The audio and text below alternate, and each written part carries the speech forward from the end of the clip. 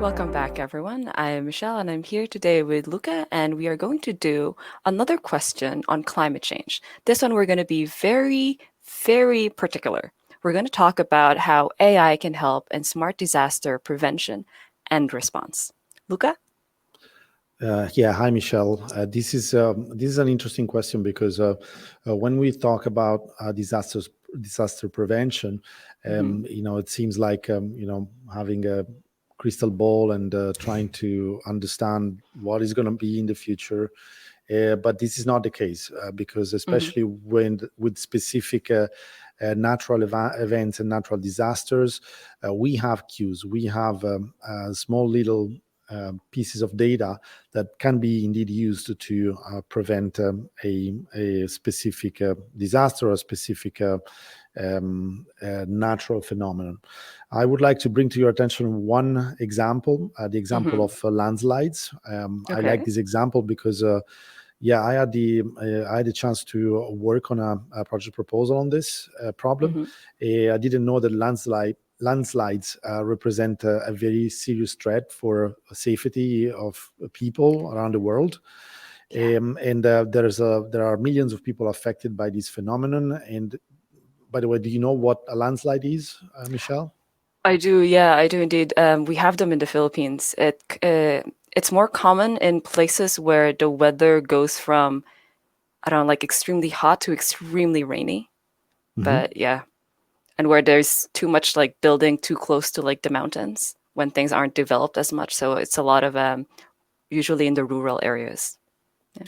Exactly, and as you can imagine, these kind of phenomenons affect a very limited amount of Mm-hmm. ground, but they are big enough to kill people. Yeah. Typically, we're talking about an area of between 20 and 100 meters, Mm-hmm. the front of the landslides, and again, yeah, they can create some serious damage. The challenge is that there are too many, and the consequence is that they are not monitored and managed, even if they could be monitored and managed. The solution is AI with smart sensors. So we investigated a solution with Mm-hmm. a partner in Italy, northern Italy, expert in the design and development uh, of rods that essentially Mm-hmm. are planted in the ground, and through the help of gyroscopes and other sensors embedded in these rods, you're able to really sense what's going on underground and Mm-hmm. capture small movements of ground in specific key areas where the probability of a landslide is very high. Again, here we're talking about fleets of sensors, Michelle. So we're talking Mm-hmm. about 20, 50, 100, 1,000 sensors that are distributed over geographical areas that are maybe very remote and maybe very scattered around a country. Like, for instance, in northern Italy, we have a region that is yeah, it's a mountainous region, is affected by torrential rains in specific Mm-hmm. days or specific months of the year. So that problem becomes serious in a very limited geographical area, Yeah. but it has a seasonality aspect, so really difficult to manage. AI combined with these smart sensors can monitor Mm-hmm. the output of all these rods and sensors and come up with a decision, alert or not, an expert that then will assess with their own ability and experience the effective likelihood of a landslide.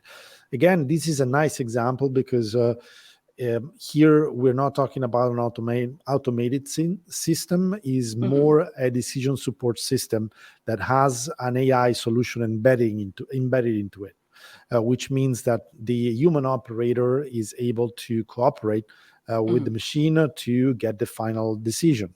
And the final Mm-hmm. decision is it could be evacuate the specific area or stop the train line that is adjacent to Mm-hmm. that specific landslide territory.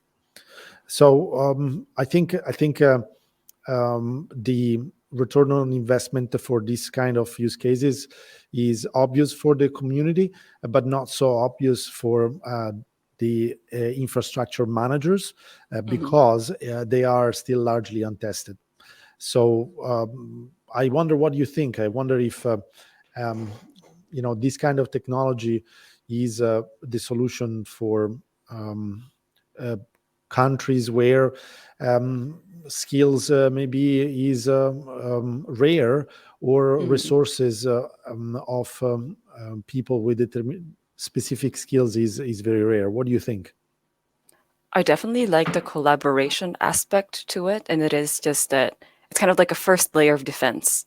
If something is going to happen, and then you're going to alert somebody else who can really look into the situation at hand and then make that decision.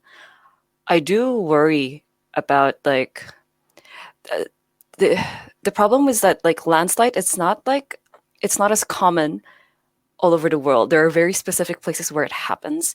And my worry is that the very specific places where this kind of thing happens, there's not enough funding for it, if that makes sense. So I do feel like you need like some big country or like some big player where this is a common like event for them to try it out and test it out and then like publish the results before it's the kind of thing that you can like commercialize to like other countries. So for your example, right? So your client is in northern Italy, and maybe perhaps for the Italian government, this is like a worthwhile endeavor to see if it actually works. And then if something like that can be proven and you have like a proper case study of it, then I think it could be quite consequential. Yeah, absolutely. Again, resources are fundamental for these kind of projects where Mm. essentially there is a untested and unproven technology. But yeah, I think this in the future will become I mean, this trend will consolidate, and we will Hmm. have more and more use cases where human operators will be helped by AI in taking very complex decisions. Indeed. Hopefully, this is quite the future that we're all looking forward to. Exactly. Well, thank you very much, Michelle. Thanks for hosting this episode. Mhm. And thank you, guys, for watching. If you like this series, please subscribe on one of our social media channels: Twitter, YouTube, or LinkedIn. All right. We will see you all next time.